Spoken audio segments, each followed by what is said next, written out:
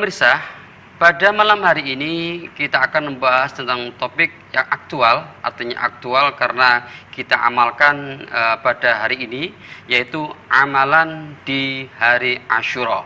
Dan telah hadir di studio TV9 ini, beliau adalah inspirator Hujjah Aswaja, beliau adalah Kiai Haji Abdurrahman Nafis LCMHI, Direktur Aswaja Center PWNU Jawa Timur dan pengasuh Pondok Pesantren Nurul Huda Jasin Jaki nomor 64 Surabaya. Assalamualaikum Kiai. Waalaikumsalam warahmatullahi wabarakatuh. Gimana kabarnya Kiai? Alhamdulillah bi khair wa afiyah. Ya, ini sibuk ya daurah Aswaja sana sini ya. Betul ya, terus kemarin di Sumeneb, ya, kemudian juga di tempat-tempat lain, insyaallah. Ya, mudah-mudahan kuat ya. Amin amin rabbal alamin. Dan teman-teman Aswaja Center mudah-mudahan juga sabar insyaallah. Dan kuat ya.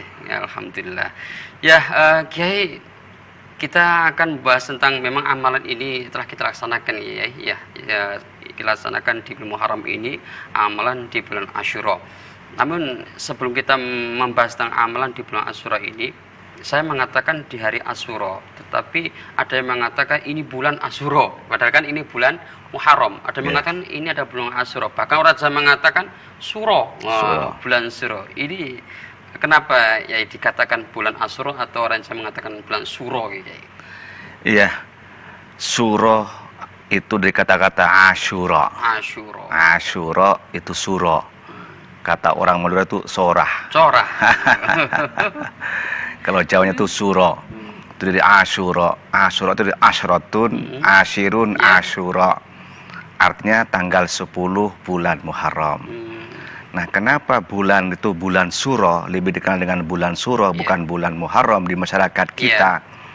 Karena di bulan Muharram ini ada peristiwa yang banyak terjadi di tanggal 10 Muharram itu. Sehingga itu lebih dikenal dengan bulan Asyura. Begitu juga di tanggal 10 Muharram itu di samping banyak peristiwa-peristiwa nanti yang kita sebutkan, juga karena di tanggal 10 Muharram itu termasuk bagian daripada al-asyratu min asyuril karamat ya. Termasuk 10 kejadian kemuliaan yang terjadi di bulan-bulan yang diberikan oleh Allah Subhanahu wa taala. Kemudian Kiai, kalau kita menyebutkan bulan Muharram ini bulan Suro ini, apakah itu diperbolehkan? Ada yang mengatakan itu tidak boleh karena apa? Itu bukan seperti orang Islam Muharram itu. Kalau orang Jawa mengatakan Suro, apakah itu boleh ya gitu? Kalau penyebutan boleh-boleh saja, asalkan itu dianggap atau diyakini Suro itu adalah Muharram yang ditaksis dengan bulan atau diperistiwa di tanggal 10 Muharram itu. Gitu. Sama juga umpamanya ketika orang sholat disebutkan sembahyang. Gitu. Ya, itu kan upaya dakwah dahulu para ulama untuk tidak membuat orang itu terkejut. Mendengarkan dakwahnya para ulama. Istilahnya itu mirip-mirip, bahkan itu sama. Tetapi substansinya itu yang kemudian disesuaikan dengan syariat Allah. Sembahyang, tetapi isinya itu ya sholat gitu ya. Itu sama. Bulan Muharram ya bulan Suro. Walaupun memang di Jawa itu juga ada bulan tersendiri, Suro, Sapar, Mulud, Pakto Mulud gitu ya. Namun di bulan Muharram dikenal dengan bulan Suro itu boleh, asalkan meyakini bahwa itu adalah bulan Muharram. Gitu Kiai. Ya, apa yang disampaikan Kiai tadi bahwasanya bulan Asyura, hari Asyura yang di bulan Muharram ini ada beberapa peristiwa yang sakral, ya, yang sakral sehingga banyak orang yang menyakralkan Asyura ini Kiai. Apa latar belakangnya Kiai? Ya, memang bulan Muharram di tanggal 10 Muharram ini yang dikenal dengan Asyura, banyak peristiwa-peristiwa bersejarah yang dahsyat gitu ya. Sehingga sebagian masyarakat itu mensakralkan atau membuat agak suudzon terhadap bulan Muharram ini. Ya, Kiai, jadi ada orang Jawa itu ada mengatakan Suro ini sakralnya itu berbeda dengan kita. Lah, itu mungkin perlu kita teruskan, tapi setelah closing ini Kiai. Insyaallah. Kita akan dulu, setelah ini kita lanjut kembali. Ya, pemirsa, sangat menarik sekali tentang Asyura atau bulan Suro ini. Kita akan mengenai tentang apa yang kita sakralkan di sini, peristiwa apa yang terjadi di bulan Asyura ini. Jangan kemana-mana, setelah satu ini kita akan kembali. Pemirsa, terima kasih masih bersama kami di acara Hujah Aswaja dalam tema Amalan di Hari Asyura bersama Kiai Haji Abdurrahman Hafiz Al-Semai, Direktur Aswaja Center NU Pawongan Jawa Timur. Ya, Kiai, tadi apa saja kejadian-kejadian yang terjadi di Asyura ini sehingga Asyura ini disakralkan oleh masyarakat ya gitu. Ya, memang di tanggal 10 bulan Muharram yang dikenal dengan Asyura atau dipendekkan lagi jadi Suro, atau ketarung itu Sorah, itu banyak peristiwa-peristiwa bersejarah yang itu merupakan azab kepada orang-orang yang durhaka dan nikmat kepada orang-orang yang beriman. Sehingga karena kejadian-kejadian itu sebagian masyarakat menganggap itu hari yang sakral atau hari yang nahas, atau bahkan mungkin dianggap itu sial, sehingga tidak mau melakukan apa, tidak berani untuk bepergian jauh, pindah rumah, mengadakan akad nikah, pernikahan, memulai usaha, karena dianggap ini bulan sial. Itu anggapan-anggapan seperti itu. Kenapa? Karena memang terjadi banyak peristiwa-peristiwa, di antaranya yaitu banjir bandang. Di zaman Nabi Nuh alaihissalam, ketika Nabi Nuh itu berdakwah sebanyak 950 tahun. Dan laila wa nahara sirra wa alaniyah. Ternyata umatnya itu tidak iman kepada Nabi Nuh. Yang iman hanya sekitar 40 sampai 70 orang. Akhirnya oleh Allah disuruh membuat perahu Nabi Nuh itu dan disuruh mengajak kaumnya yang beriman naik ke atas perahu. Termasuk juga hewan-hewan ini berpasangan diangkut ke dalam perahu. Nah, mereka yang tidak beriman tidak mau. Bahkan anaknya sendiri Nabi Nuh yang bernama Kan'an, ya bunayya irkam ma'ana, dia tidak mau. Dia ikut dengan orang-orang kafir zalimin, akhirnya tenggelam. Nah, kejadian banjir itu terjadi pada tanggal 10 Muharram. Begitu juga ketika Nabi Yunus alaihissalam berdakwah kemudian oleh kaumnya dilemparkan dari perahu dan dimakan oleh ikan selama 40 hari dalam perut ikan itu, dimuntahkan dari ikan, selamat Nabi Nuh dan kemudian disiksa kaumnya Nabi Yunus saya maksudkan. Berikut juga Nabi Ibrahim alaihissalam ketika menegakkan tauhid, menghancurkan patung-patung yang dibuat oleh Raja Namrud dan kaumnya. Nabi Ibrahim dilemparkan di api yang panas dan kemudian oleh Allah didhawuhi, ya narukuni bardan wa salaman ala Ibrahim, wahai api dinginlah dan kamu itu selamat kepada Nabi Ibrahim. Ternyata Nabi Ibrahim itu selamat, itu terjadi pada tanggal 10 Muharram. Begitu juga Nabi Adam alaihissalam ketika diturunkan dari surga dan mendarat di bumi. Nabi Adam itu mendarat di Masyrik, yaitu di India. Siti Hawa itu mendaratnya itu di Maghrib, yaitu di Jeddah. Saling mencari berpisah selama 100 tahun, bertemu di Arafah. Nah, turunnya Nabi Adam itu juga pada tanggal 10 bulan Muharram pada Asyura itu. Banyak kejadian yang lain, termasuk di antaranya yaitu sembuhnya Nabi Ayub alaihissalam yang sakit begitu, akhirnya disembuhkan oleh Allah pada tanggal 10 Muharram. Juga Nabi Musa alaihissalam selamat dari kejaran Fir'aun, yang waktu itu Fir'aun itu berusaha untuk membunuh Nabi Musa karena mengajak iman kepada Allah subhanahu wa ta'ala. Nabi Musa itu lari dengan kaumnya, dikejar oleh Fir'aun dari belakang, akhirnya sampai pada batas laut. Depannya itu laut, belakang itu Fir'aun. Akhirnya oleh Allah disuruh memukulkan tongkatnya ke laut, itu pecah jadi dua dan Nabi Musa itu melintasi dengan kaumnya dengan selamat. Nah, sedangkan Fir'aun mengejar di belakang, ikut juga, ternyata sampai tengah itu sambung kembali air, tenggelam Fir'aun, selamat Nabi Musa. Itu terjadi pada tanggal 10 Muharram. Banyak hal-hal yang dahsyat yang itu merupakan azab kepada orang-orang yang durhaka, tetapi keselamatan, nikmat kepada orang yang beriman kepada Allah subhanahu wa ta'ala. Di samping itu juga banyak kejadian lain, termasuk juga di antaranya adalah peristiwa terbunuhnya Sayyidina Husain di Karbala. Begitu ya. Ya, ada beberapa peristiwa-peristiwa yang agung ini ya, yang agung di dalam Islam ini terjadi di tanggal 10 Muharram ini. Sehingga ada yang menyikapi dengan beberapa macam tanggapan. Satu, orang sekitar kita, orang Jawa mengatakan bahwasanya kalau 10 Muharram itu atau bulan Muharram Syuro ini tidak boleh kita itu mengadakan apa-apa. Karena apa? Karena takut, karena dianggap di situ nanti ada suatu peristiwa. Ini mungkin kita luruskan, Kiai. Di samping ada pendapat, ada segelintir kelompok lain yang juga seperti itu. Gimana, Kiai? Betul, itu perlu diluruskan. Tidak boleh kita mencela masa, termasuk mencela bulan itu. La tasubbuddar, kata Rasulullah. Jangan suka mencela masa. Nggak boleh. Semua bulan baik, semua hari baik. Cuma ada yang terbaik, begitu ya. Gitu. Bahkan bulan Muharram termasuk hari-hari yang bulan-bulan yang terbaik. Al-Ashhurul Hurum, bulan yang mulia. Ada 4 bulan dalam setahun ini, yaitu bulan yang mulia, yaitu bulan Dzulqa'dah, Slow, yaitu bulan Dzulhijjah, besar, bulan Muharram, Syuro, dan bulan Rajab atau Rejab. Padahal ini ada Selo, ada Syuro, ini adalah Ashhurul Hurum ya, tapi Al-Ashhurul Hurum itu. Ada yang mengkeramatkan tidak mau apa-apa. Betul. Mereka kadang-kadang tuh merasa khawatir terjadi apa-apa kalau bulan Selo, ya bulan Dzulqa'dah, atau kata orang muda itu bulan Takepe gitu. Tidak berani apa-apa, atau bulan Syuro. Padahal itu Al-Ashhurul Hurum.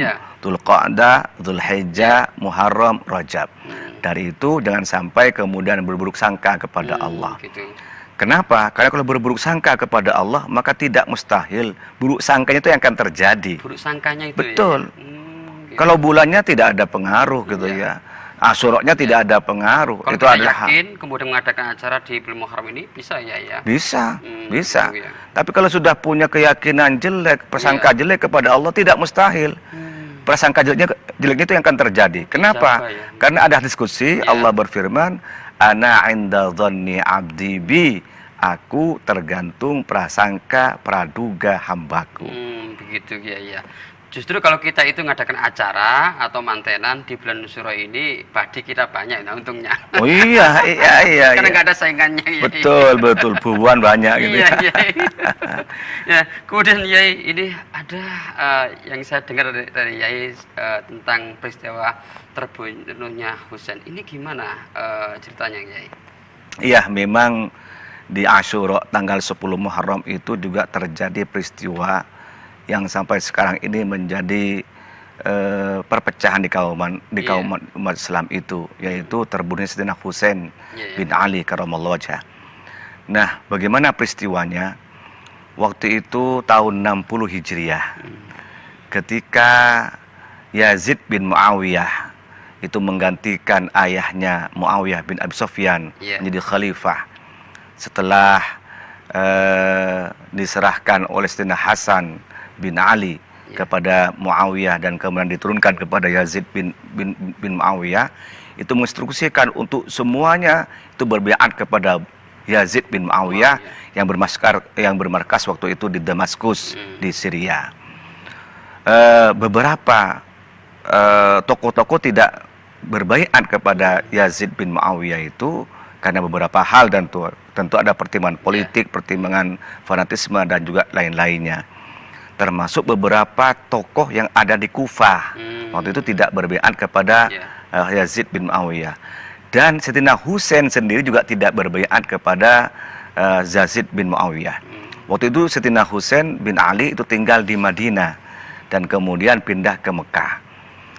Kemudian setelah itu ternyata orang-orang yang tidak berbaiat kepada Yazid bin Muawiyah itu mendapatkan tekanan-tekanan untuk berbaiat kepada Khalifah Yazid bin Muawiyah. Nah, waktu itu Sayyidina Husain diundang oleh orang-orang pengikutnya di Kufah agar supaya itu pindah ke Kufah dari Mekah dan nanti akan didukung untuk menjadi khalifah di sana. Berangkatlah Sayyidina Husain itu dari Mekah ke Kufah. Waktu itu sebelum berangkat beliau itu sudah diingatkan oleh beberapa sahabat yang pendukung beliau, termasuk itu Ibnu Umar, Ibnu Abbas dan juga yang lain-lainnya, bahwa tidak usah pindah ke Kufah, tetapi tetaplah di Mekah di sini menyiarkan Islam itu dari sini. Tapi kemudian Sayyidina Husain wallahu alam atas dorongan dan undangan dari Kufah itu berangkat. Waktu itu sebelum berangkat ada beberapa sahabat yang mengingatkan agar supaya hati-hati kalau ke Kufah nanti akan melewati Karbala.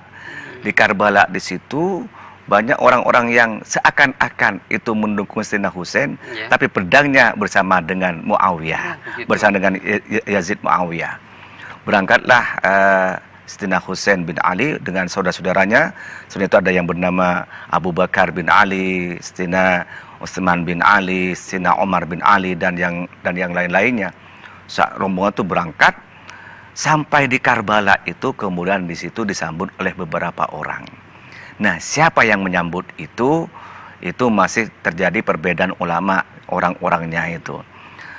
Akhirnya kemudian terjadilah pertempuran di Karbala itu.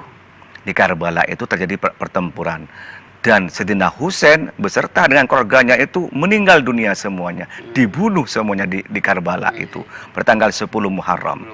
Ya, yang hidup itu cuma satu, putra beliau itu Zainal Abidin bin Husain. Itu karena masih kecil, masih bayi. Yang lain itu meninggal dunia semuanya. Nah, siapa yang membunuh Sayyidina Husain? Ini banyak versi.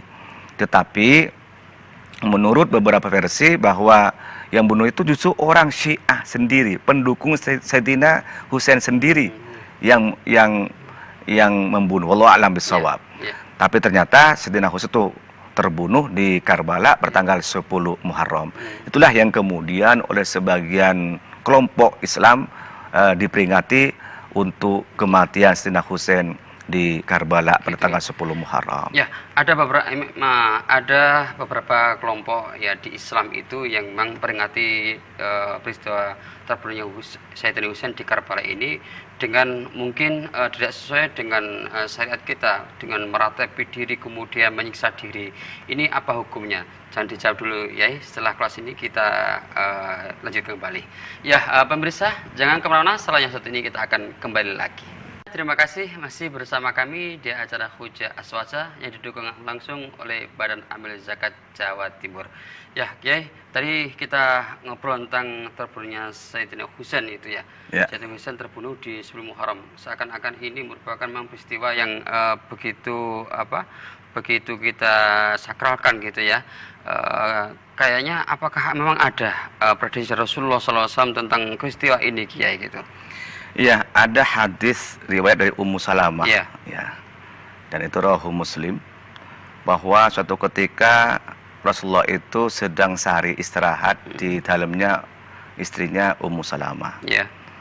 Nah, ketika sedang sehari itu, Sayyidina Husain bermain di luar, masih kecil, kemudian dia berusaha untuk masuk, ya mungkin ke mbahnya lah gitu, anak kecil itu. Sayyidina Husain itu mau masuk oleh Ummu Salamah, ditahan awalnya karena biar tidak mengganggu Rasulullah itu sehari begitu tidur. Tapi anak kecil beliau Sayyidina Husain itu masuk dan kemudian bermain di atas dada Rasulullah Sallallahu Alaihi Wasallam.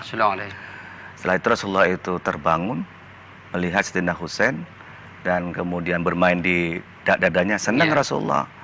Tapi kemudian Rasulullah itu menangis, mengeluarkan air mata, dan di tangan Rasulullah itu ada secuil tanah di tangan Rasulullah.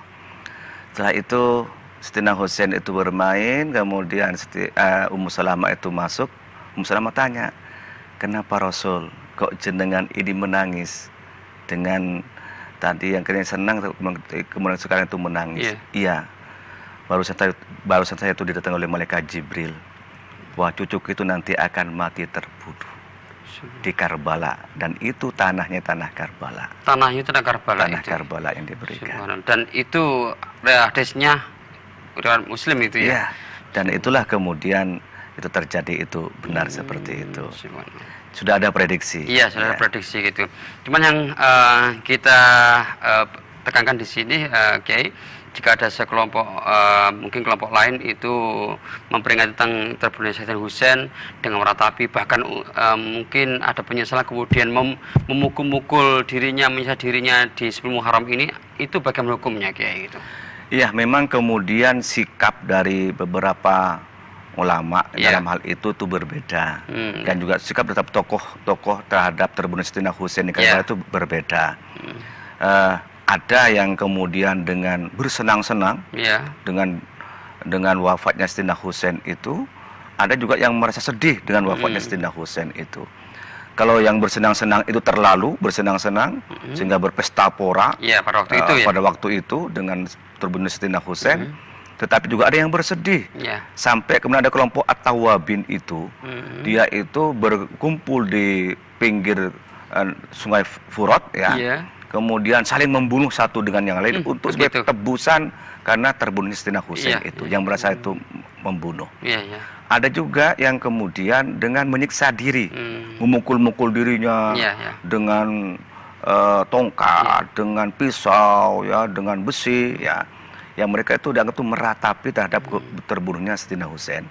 Walaupun versi lain itu merupakan bentuk kisos ataupun bentuk hukum rajam, saya rajam terhadap tuduhan-tuduhan yang tidak benar. Makanya perbuatan seperti itu tentu itu tidak dibenarkan.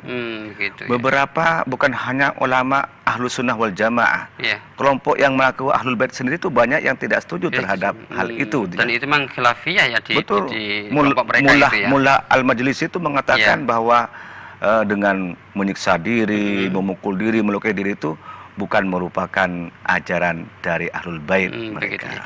Ada telepon Kiai di 015600109. Assalamualaikum. Waalaikumsalam. Dengan Bapak siapa? Pendi di Sidoarjo. Pak Pendi di Sidoarjo. Silakan Pak Pendi.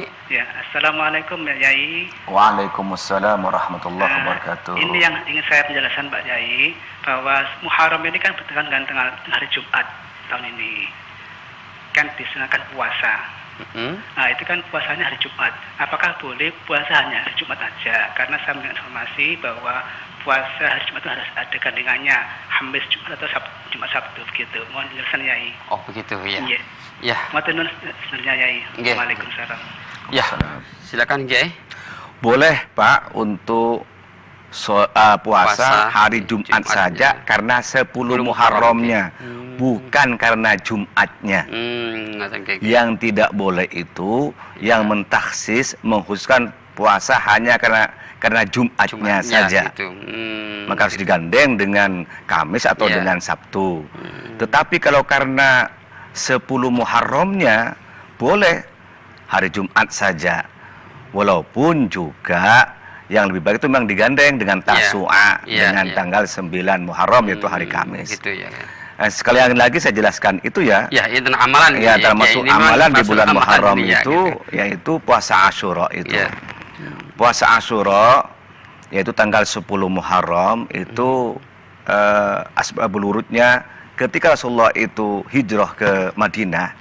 Itu melihat beberapa orang-orang Yahudi puasa pada tanggal 10 Muharram. Rasulullah tanya kepada sahabat, sahabat, kenapa mereka kok puasa bulan tanggal 10 Muharram? Para sahabat menjawab, ya Rasul, mereka itu menghormati terhadap selamatnya Nabi Musa, kaum Israel dari kerajaan Fir'aun. Selamat Nabi Musa dan Bani Israel pada tanggal 10 Muharram, tenggelamnya Fir'aun itu, maka mereka itu peringati dengan puasa. Kata Rasulullah, nahnu ahaqqu bi Musa fasamahu wa amara bi siyamihi. Hadis riwayat Bukhari muttafaqun alaih. Maka kata Rasulullah, kami lebih berhak untuk menghormati Nabi Musa. Maka mari kita puasa. Dan Rasulullah juga memerintahkan untuk puasa kepada sahabat yang lain. Bahkan sebelum turunnya perintah puasa Ramadan, maka puasa Asyura itu termasuk yang wajib. Namun ketika itu turun ayat tentang puasa Ramadan, akhirnya puasa Asyura itu hukumnya sunnah muakkadah. Ada telepon Ki? Assalamualaikum. Assalamualaikum. Waalaikumsalam warahmatullahi wabarakatuh. Dengan Bapak siapa dan dari mana? Ini dari Pak Rahman di Surabaya. Pak Rahman di Surabaya. Silakan Pak Rahman. Assalamualaikum ya Nafis. Waalaikumsalam warahmatullahi wabarakatuh. Pak Rahman, monggo. Saya ini penggemar jenengan dek radio swasta di Surabaya itu. Silakan. Pertanyaannya gini, Yai. Apakah bulan-bulan yang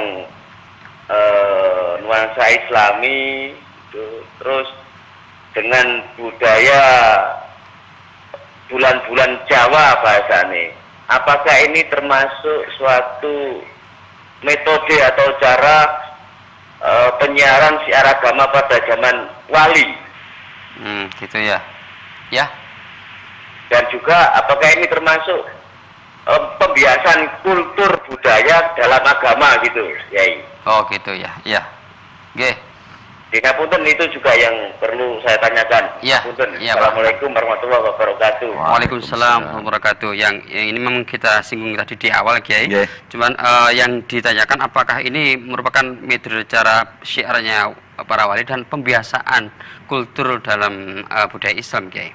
Iya, itu termasuk salah satu cara dakwahnya Wali Songo dahulu.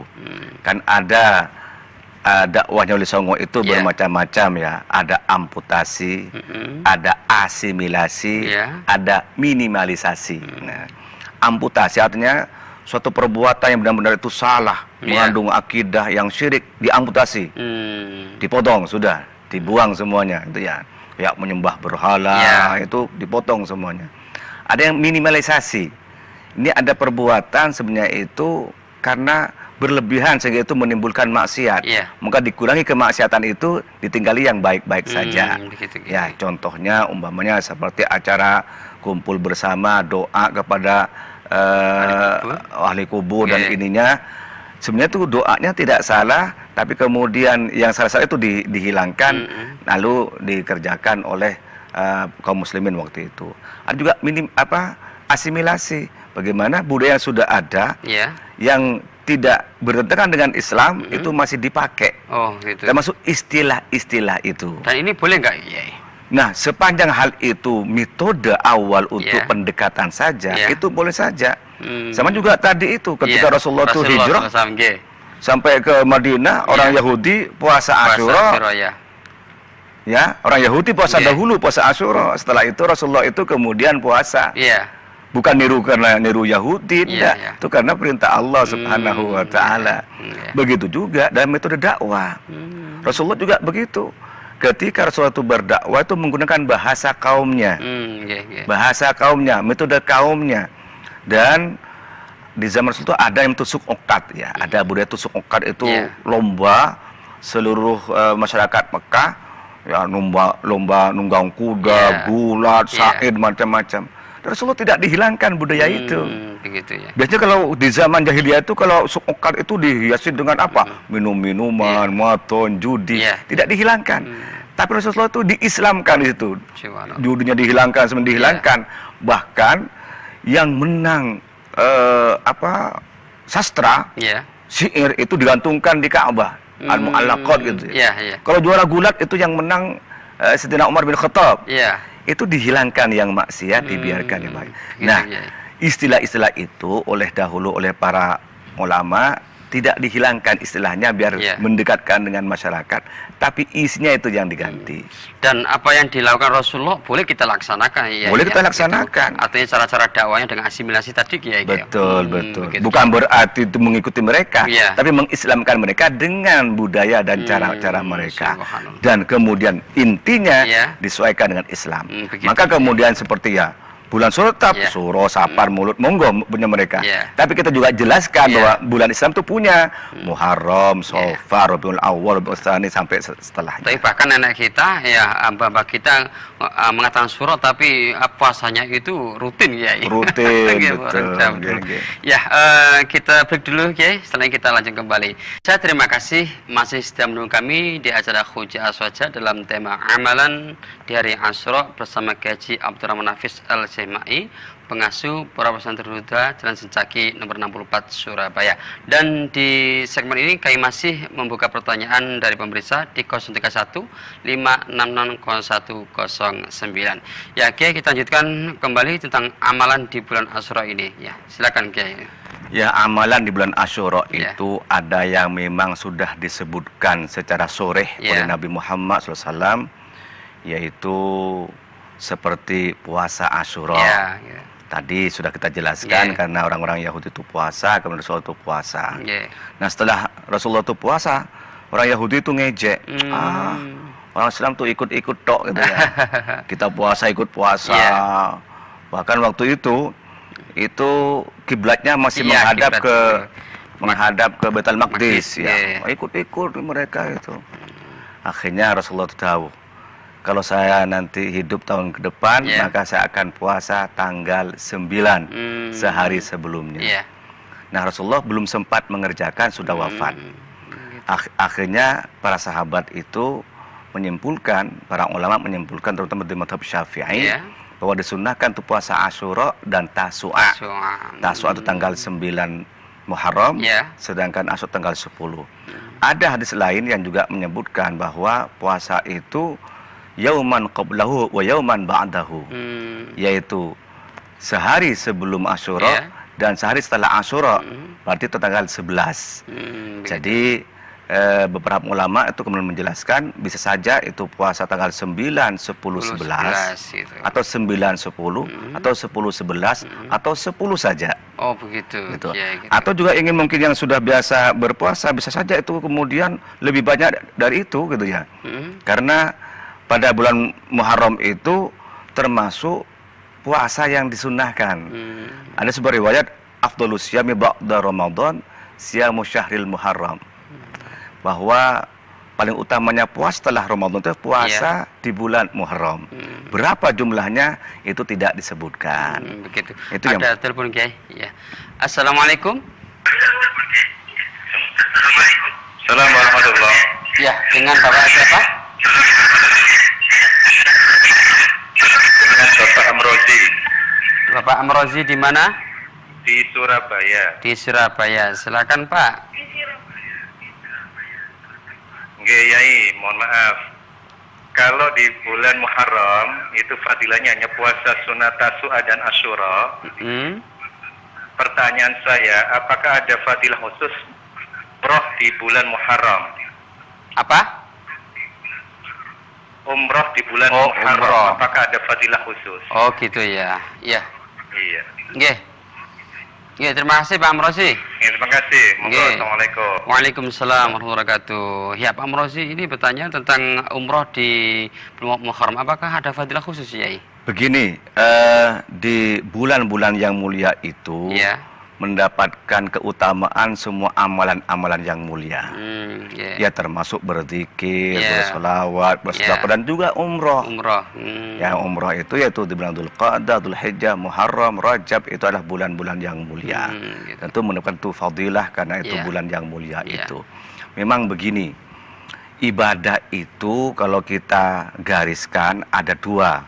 Ada yang mahdhah muqayyadah, ada yang mutlaqah ghairu muqayyadah. Mahdhah itu yang murni terikat tata caranya. Kalau kita buat rumus itu WTC. Apa Yai? Waktu, tempat, cara. Waktu, tempat, cara. Jadi WTC ya. Sudah ditentukan waktu, tempat dan caranya. Haji, waktunya, bulan haji, tempatnya di Mekah, caranya juga begitu. Gak bisa dirubah itu.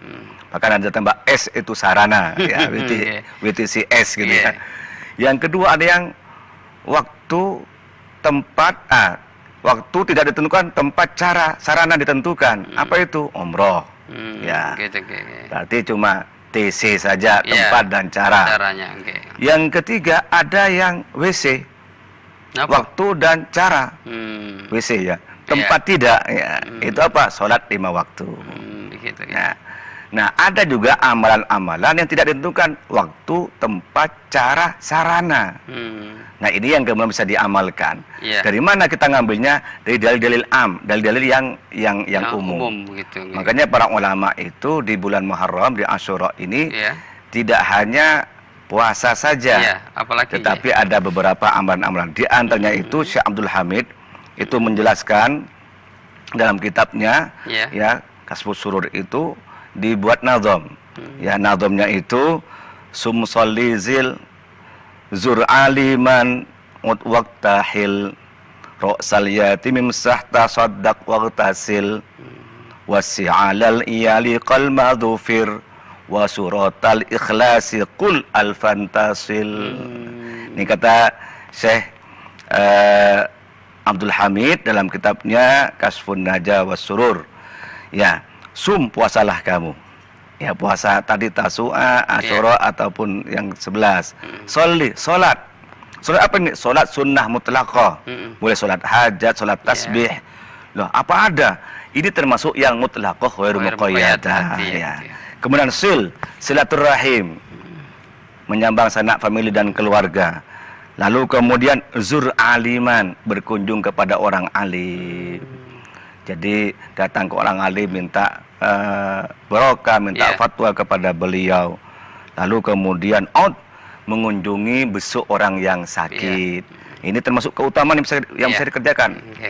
Waktahil dan juga yaitu pakai sifat mata. Banyak sekali ya tentang amalan di bulan Asyura ini, dan masih belum selesai. Kita lanjutkan setelah break ini. Pemirsa, terima kasih masih bersama kami di acara Hujah Aswajah. Ya, tadi amalan-amalan yang belum disampaikan banyak sekali tadi ya gitu ya. Betul, pertama puasa, kedua sholat sunnah, kemudian berziarah, mengunjungi orang alim, pakai sifat mata, mengusap kepala anak yatim, waktasil dan juga mandi, tasaddaq, sedekah, bentuknya apa terserah, mungkin bubur suro ataupun apa gitu ya, waktasil dan mandi, wasi alal iyal, itu juga ada riwayat hadis, yaitu kita meluaskan rezeki belanja kepada keluarga. Jadi nanti Ustaz tanggal 10 tuh belanja tambahin ke istrinya. Mudah-mudahan ini.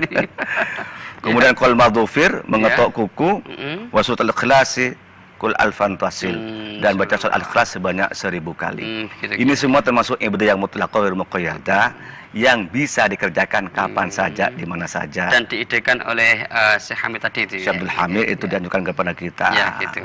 Dan ada undang saya ini ya, di terakhir di Hujah Aswajah ini, kita nanti tanggal 9 Muharram itu kan Tasu'a ya, Tasu'a. Nah, ini bertepatan dengan tanggal 22 Oktober itu juga resolusi jihad kita. Betul. Ya, kemudian ini ada juga bertepatan ada penetapan hari santri. Betul. Kenapa ini para ulama khususnya mungkin dan Nahdliyin itu mengusulkan ke presiden kita untuk menetapkan hari santri di tanggal 22 ini, Kiai? Apa ada kaitannya, Kiai?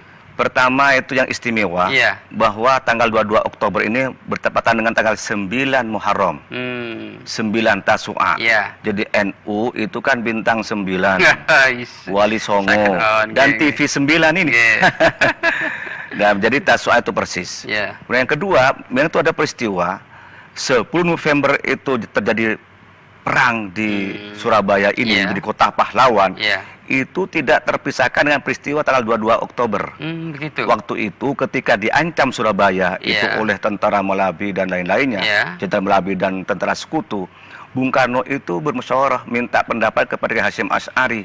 Kemudian Kiai Hasyim Asy'ari itu mengumpulkan para ulama se-Jawa dan Madura di Bubutan Gang 6 itu, bagaimana kita melawan atau tidak terhadap ancaman orang-orang Belanda ini, tentara sekutu ini. Kemudian tanggal 22 itu membuat resolusi jihad bahwa melawan tentara sekutu hukumnya fardhu ain, mati syahid kalau menang, dan kalau kalah mati syahid, kalau menang itu mendapatkan ridho dari Allah. Semua itu wajib untuk melawan. Nah, itulah yang kemudian menjadi momentum sejarah tegaknya Indonesia, khususnya Surabaya, daripada ancaman penjajah. Dan alhamdulillah sudah ditandatangani oleh Presiden bahwa tanggal 22 Oktober ini ditetapkan sebagai Hari Santri Nasional Hasanah. Hari itu persis tanggal 9 Muharram dengan resolusi jihad dan Hari Santri Nasional. Mudah-mudahan itu merupakan kontribusi santri untuk bangsa dan negara ini. Begitu juga di pemirsa, ini kita menyebutkan Hari Santri ini. Saksikan habis acara ini ada update tentang kirab Hari Santri. Ya, sekali lagi kami sampaikan kepada pemirsa bahwasanya habis acara ini ada update tentang kirab Hari Santri. Kiai ngapunten, karena ini kita sudah di penghujung acara, tampaknya kita asik sekali membicarakan tentang Asyura dan berkaitan dengan Hari Santri ini. Ada waktu lama kita butuhkan, tapi karena keterbatasannya waktu, mohon maaf Kiai, mohon ditutup dengan kesimpulan. Bahwa 10 Muharram banyak peristiwa yang kita tidak boleh untuk suudzon kepada Allah, kita bersangka kepada Allah. Karena 10 Muharram ini adalah bulan yang mulia. Kemudian kita isi dengan amal-amal soleh, terutama yaitu puasa dan juga amal-amal yang lain. Dan momentum ini juga kita ucapkan selamat Hari Santri Nasional. Semoga makin jaya, makin barokah, makin berperan untuk khidmah lil ummah dan khidmah lil muslimin insyaallah. Amin amin ya rabbal alamin. Ya, pemirsa, terima kasih masih kita bersama kami ini, dan mudah-mudahan acara kita ini merupakan pencerahan bagi kita semuanya tentang amalan di bulan Muharram ini, khususnya di amalan Asyura ini.